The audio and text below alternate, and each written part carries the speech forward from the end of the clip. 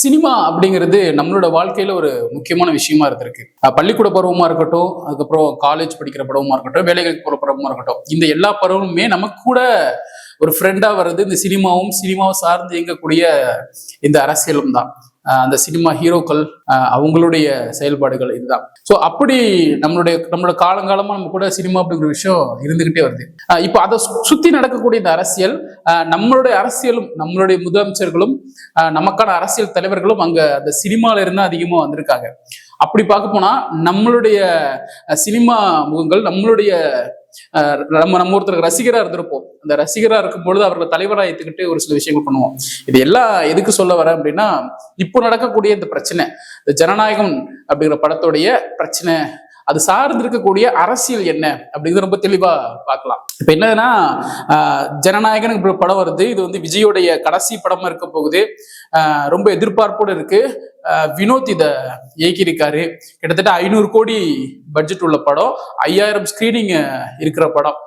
உலகம் முழுக்க ஜனவரி 9 படத்தை ரிலீஸ் பண்ண போறோம் அப்படிங்கிற ஒரு முன்னெடுப்பை பட நிறுவனம் எடுத்துச்சு. அதுக்கு முன்னாடியில இருந்து இங்க வந்து அரசியல் சார்ந்து இயங்கக்கூடிய தலைவரா விஜய் இருந்தாரு. ஒரு மிகப்பெரிய கூட்டத்தோட தன்னை ஒரு அரசியல் தலைவர் அப்படிங்கிற ஒரு இடத்துல அவர் நிலைநாட்டி இருந்தாரு. அப்படி இருக்கக்கூடிய விஜய் இங்க வந்து பல அரசியல் தலைவர்களை ரொம்ப காட்டமா விமர்சனம் செஞ்சிருக்காரு. முக்கியமா எங்களோட அரசியல் எதிரி வந்து திமுக, எங்களுடைய கொள்கை எதிரி வந்து பிஜேபி அப்படின்னு சொல்லி ஆரம்பத்துல இருந்தே அவருடைய ஒரு ஒரு ஒரு கர்ஜனியான முகம், அவருடைய கோபமான முகத்தை இங்க இருக்கக்கூடிய அரசியல் தலைவர்கள் மேல காட்டிக்கிட்டே வந்தாரு.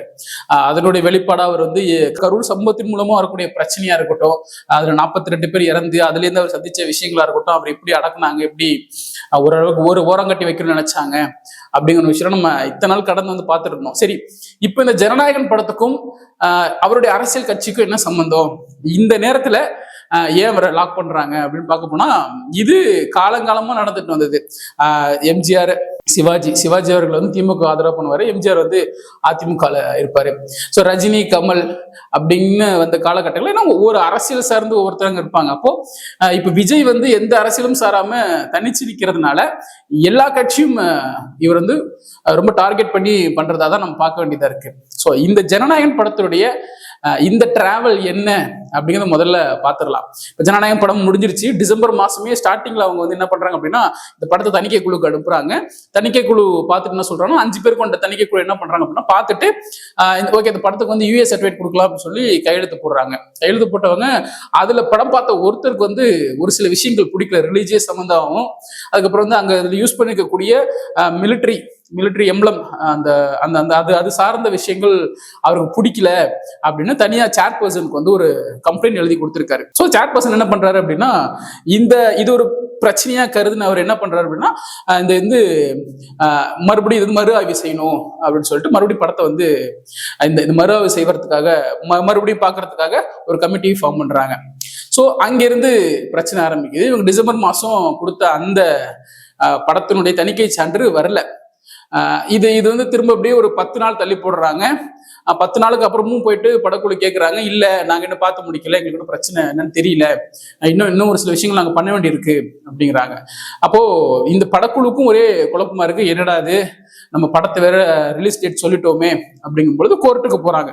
கோர்ட்டுக்கு போகும்போது அங்க படக்குழு CBFC, central bureau of film certification, so அவங்க சார்பா வந்து ஒரு அட்வொகேட் வந்து ஆஜராகிறாரு. அந்த அட்வொகேட் யாருன்னா, இந்தியாவிலேயே மிகப்பெரிய ஒரு கிளைண்ட் பேஸ் கொண்ட ஒரு அட்வொகேட். அவர் எடுத்த வழக்கு எல்லாமே ரொம்ப சாதாரண வழக்கு கிடையாது, ரொம்ப ஒரு ஸ்ட்ராங்கான வழக்காக தான் இருக்கும். அப்படியாப்பட்டவர் இந்த கேஸுக்கு வந்து ஆஜராகிறார். என்ன சொல்றாரு அப்படின்னா, இந்த இவங்க வந்து என்ன பண்ணிருக்கணும் அப்படின்னா, எங்கள்கிட்ட சர்டிபிகேட் வாங்கினதுக்கு அப்புறம் தான் இவங்க வந்து ரிலீஸ் டேட்டை சொல்லியிருக்கணும். அதை விட்டுட்டு இவங்க பாட்டுக்கு திடீர்னு ஒரு ரிலீஸ் டேட் சொல்லிட்டு அந்த ப்ரெஷர்ல எங்களுக்கு சர்டிபிகேட் கொடுங்க அப்படின்னு சொன்னா எப்படி நாங்கள் கொடுப்போம் அப்படிங்கிற மாதிரி அவர் சொல்றதாகவும், அதனாலதான் நாங்க இன்னும் கொடுக்கல அப்படின்னும் நமக்கு வந்து சிபிஎஃப்சி அவங்க சைட்ல இருந்து ஒரு விஷயம் வந்துட்டு இருக்கு. சரி, இதை தாண்டி நம்ம இப்ப என்ன பிரச்சனை பார்க்க வேண்டியிருக்கு அப்படின்னா, மறுபடியும் அதை வந்து ஆய்வுக்கு எடுத்த கோர்ட் என்ன சொல்றாங்க அப்படின்னா, 21 ஜனவரி 21 வரைக்கும் எங்களுக்கு வந்து எதுவும் சொல்ல முடியாது. நாங்க மறுபடியும் ஜனவரி 21 மறுபடியும் படத்தை பார்ப்போம். படத்தை பார்த்துட்டு இதுல என்ன பிரச்சனை இருக்குன்னு சொல்லிட்டு நாங்க ஆய்வு பண்ணுவோம். என்ன நடந்திருக்கு அப்படிங்கிறது நாங்க கேட்கிறோம் அப்படிங்கிற மாதிரியான விஷயங்களை கோர்ட்டு சொல்லியிருக்காங்க. ஸோ ஜனவரி 21 வரைக்கும் ஜனநாயகம் படம் ரிலீஸ் ஆகாது அப்படிங்கிறது ரொம்ப தெளிவா இருக்காங்க. இதுக்கு இடையில சுப்ரீம் கோர்ட்டுக்கு படக்குழு போறாங்க அப்படின்னா அதுவும் அவங்க போகலாம். அப்படி போறதுக்கான வாய்ப்புகளும் இடைப்பட்ட காலத்துல இருக்கு அப்படின்னா இருக்குதான். சரி, இவ்வளவு பிரச்சனைகள் போயிட்டு இருக்கு. இங்க விஜய் சார்ந்து இருக்கக்கூடிய திரைத்துறையினர், ரவி மோகனா இருக்கட்டும், சிவகார்த்திகேயா இருக்கட்டும், இன்னைக்கு காலையில முதல்வரே விஜய்க்கு ஆதரவா ஒரு சில விஷயங்களை சொல்லியிருக்காங்க. அப்படி இருக்கும் பொழுது எங்களுடைய கேள்வி என்ன அப்படின்னா, இவ்வளவு பேரும் உங்களுக்கு ஆதரவா பேசுறாங்க, நீங்க எங்க போனீங்க? விஜய் அவர்கள் நீங்க எங்க போனீங்க, என்ன பண்ணிட்டு இருக்கீங்க அப்படிங்கிற கேள்விதான். விஜய் மட்டும் இல்ல, தவக்கவை சார்ந்தவங்க யாருமே இதுக்கான பதில் சொல்லவே இல்லை. குறிப்பா சொல்ல போனா நம்ம ஆதவ் அர்ஜுனா இருக்கட்டும், புசியானந்தா இருக்கட்டும், அண்ட் ராஜ்மோகனா இருக்கட்டும், இவங்க எல்லாருமே எந்த ஒரு கேள்வியும் இல்லாம, எந்த ஒரு ட்வீட் கூட பண்ணாம, அவங்களோட கோபத்தை எங்கேயுமே காட்டாம அமைதியா இருக்கிறாங்க. ஏன் அப்படிங்கிறது நம்மளோட கேள்வியா இருக்கு. அரசியல் எதிரி திமுக அப்படின்ட்டீங்க, அவங்களை கடுமையா விமர்சனம் பண்ணிட்டீங்க. திருப்பியும் அவங்க உங்களுக்கு இந்த விஷயத்துல உங்களுக்கு அவங்க ஆதரவா தான் இருக்கிறாங்க. ஆனா கொள்கை எதிர்ன்னு சொல்லக்கூடிய பிஜேபியை எதிர்த்து எந்த ஒரு வார்த்தையும் நீங்க பேசாம இருக்கிறது என்ன காரணம்?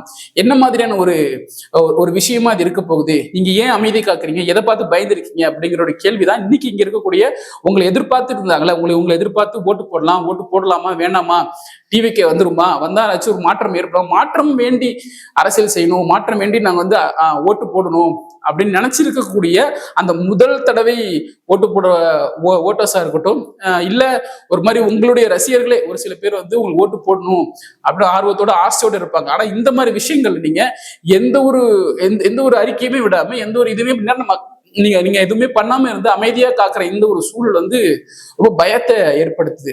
இவரு நாளைக்கு ஜெயிச்சு தலைவரா வந்தா என்ன மாதிரியான கொஸ்டின்ஸ் எல்லாம் ரைஸ் பண்ணுவாரு, எங்களுடைய பிரச்சனைகளை எப்படி இவர் கேட்பாரு, எங்களோட பிரச்சனைகளுக்கு முதல் காதுல விழுந்து அதுக்கு சரி செய்வாரா அப்படிங்கிற ஒரு கேள்வி இங்க சாதாரணமா இருக்கக்கூடிய எல்லாருக்குமே இருக்கு. ஏன் அப்படின்னா, உங்களுக்கு இந்த கரூர் பிரச்சனை அது 12ஆம் தேதி உங்களை நேரில் ஆஜராக சொல்லி சிபிஐ சொல்லியிருக்காங்க. அது எல்லாருமே பார்க்கணும், எல்லாருமே விசாரிக்கணும் அப்படிங்கிறதுக்காக வர சொல்லியிருக்காங்க அப்படின்னு ஒரு பக்கம் இருந்தாலும், ஆனா இந்த கரூர் பிரச்சனை எங்க உங்களுக்கு படத்துல பாதிப்பு ஏற்படுத்திடும் அப்படிங்கிறதுக்காக உங்களுடைய கொள்கை எதிரியான பிஜேபியை நீங்க எந்த ஒரு காட்டமான விமர்சனம் பண்ணாம இருக்கீங்களா அப்படிங்கிற கேள்வியும் எங்களுக்குள்ள இங்க எழுந்துகிட்டே இருக்கு. ஸோ இது மட்டும் இல்லாம இன்னொரு விஷயம் நம்ம இன்னொரு ஆங்கிள் இருந்து பார்க்கணும். இதை தடை செய்யறது யாரு, இந்த கம்ப்ளைண்ட் பண்ணது யாரு அப்படிங்கிற கேள்விலாம் நமக்குள்ள இருந்துகிட்டே இருக்கு. ஸோ இது யாருன்னு இப்போ வரைக்கும் தெரியல, படக்குழுவினருக்கும் தெரியல. இது ரொம்ப கான்ஃபிடென்ஷியலான விஷயம். இந்த படத்தை ஒரு சிறு குழு தான் பார்த்துருப்பாங்க, ஒரு சின்ன குழுவா இருக்கிறவங்க அவங்க படத்தை பார்த்துருப்பாங்க. அவங்க படத்தை ஒரு சீனும் எப்படின்னு பண்ணணும், கிட்டத்தட்ட 27 கட்டுக்கிட்ட சொல்றாங்க.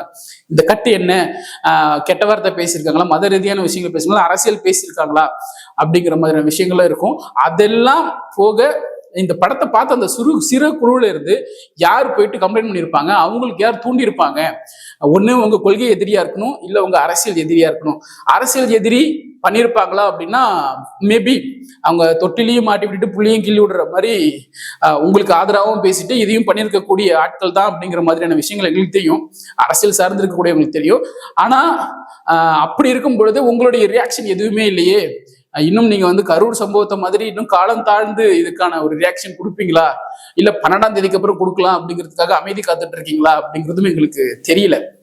அதனால இது உங்க கட்சி, உங்க பிரச்சனை, உங்க கடைசி படம், உங்களுடைய இளைஞர்கள் உங்களுடைய ஆதரவாளர்கள், உங்களுடைய ரசிகர்கள் கொண்டாடக்கூடிய கடைசி திருவிழா. சொல்ல போனா அரசியல் நீங்க என்னதான் தொடர்ந்து அதுக்கப்புறம் நீங்க ஒரு மாநாடு நடத்தினாலும் இந்த மாதிரியான விஷயங்கள் அவங்களுக்கு வருஷத்துக்கு ஒரு தூரம் நடக்கக்கூடியது. இது இன்னும் அவங்களை என்கரேஜ் படுத்தும் அப்படிங்கிறது உங்களுக்கு புரியலையா? அது புரியாம தான் இன்னும் நீங்க அமைதி காத்துட்டு இருக்கீங்களா அப்படிங்கிற கேள்வி நீங்க அரசியல் பேசக்கூடிய நிறைய பேருக்கு தெரியுது. இன்னும் சொல்லப்போனா தாவேக்காவை சார்ந்து தாவேக்காவுக்கு ஆதரவு தெரிவிக்கக்கூடிய இளைஞர்களுக்கு மத்தியிலே இந்த ஒரு பேச்சு பரவலா இருந்துகிட்டே இருக்கு.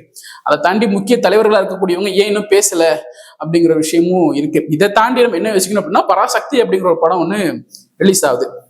ஸோ இது இங்க தமிழ் மொழி அதை சார்ந்து இயங்கின அரசியல் அதை பத்தின படமா இன்னைக்கு ரிலீஸ் ஆயிருக்கு. இது இன்னொன்னு என்னன்னா, இந்த படம் ஒரு விதமான தாக்கத்தை ஏற்படுத்தும், ஒரு டிஸ்கஷனை உருவாக்கும். இதன் மூலியமா நாங்க எவ்வளவு தமிழ்நாட்டுக்கும் பாடுபட்டிருக்கோம் பாருங்க அப்படின்னு திமுக மார்த்தட்டிக்கிற ஒரு விஷயமா, மார்த்தட்டிக்கிற ஒரு நேரமா இந்த குறுகிய காலம் இருக்கும். ஸோ அதனால இவங்க ஜனநாயகன் படத்தை ரொம்ப டிலே பண்றாங்களோ அப்படிங்கிற மாதிரி ஒரு எண்ணமும் இருக்கு. ஆனா இது எண்டு.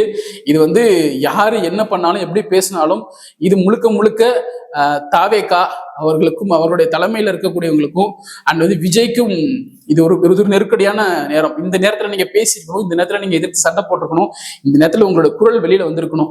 இப்படி உங்களுக்கே நீங்க குரல் கொடுக்கல அப்படின்னா நாளைக்கு எங்களை மாதிரியான ஒரு ஒரு சாமானிய மக்களுக்கு ஏதாவது பிரச்சனைனா எப்படி நீங்க குரல் கொடுப்பீங்க? உங்களை எப்படி தலைவராக ஏற்று உங்களை எங்களுக்காக கேள்வி கேட்பீங்க? அந்த இடத்துல உங்களை உட்கார வைக்கணும் அப்படிங்கிற இடத்துல நாங்க யோசிப்போம் அப்படின்னு தெரியல.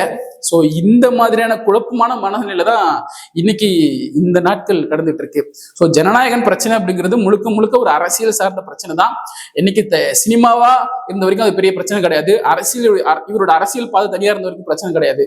இது ரெண்டும் ஒண்ணு சேர்ற இடத்துல இங்க அரசியலும் சினிமாவும் ஒண்ணு சேர்ந்து இதுல யாரு சினிமா பண்றாங்க, யார் அரசியல் பண்றாங்க அப்படின்னு தெரியாம இங்க ஒரு பெரிய குழப்பத்தை உருவாக்கி அது இன்னைக்கு பெரிய விவாத பொருளா மாறி இருக்கு.